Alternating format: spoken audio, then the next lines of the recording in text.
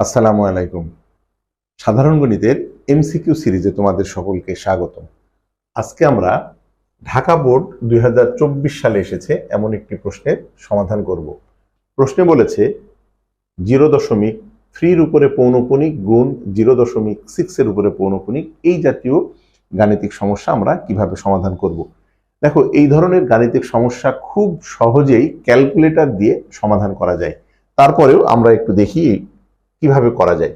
দেখো, 0.3 উপরে পৌনঃপুনিক ইন্টু 0.6 এর উপরে পৌনঃপুনিক, এইটা মানে হচ্ছে আমরা পৌনঃপুনিক থেকে সাধারণ ভগ্নাংশে কনভার্ট করা জানি কি, এইটা সমান 3।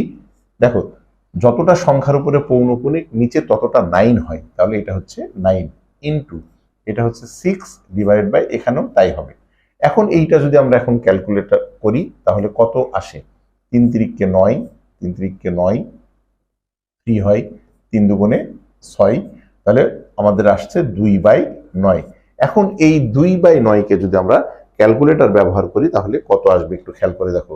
2/9 আমাদের ক্যালকুলেটরে আসবে হচ্ছে 2/9 ইকুয়াল কত আসছে দেখো।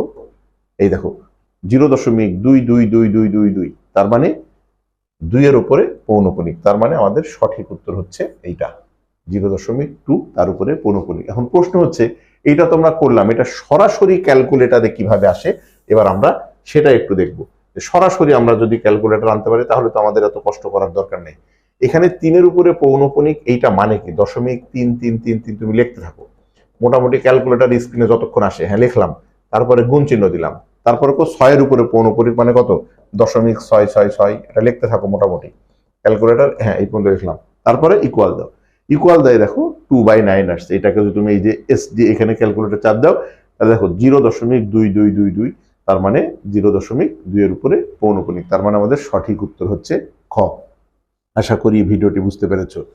আমাদের যদি ভিডিও ভালো লেগে থাকে তাহলে তোমরা অবশ্যই আমাদের ইউটিউব চ্যানেল প্রজন্ম পাঠশালা এবং ফেসবুক পেজ সঙ্গে তোমরা যুক্ত থাকবে। আল্লাহ হাফেজ।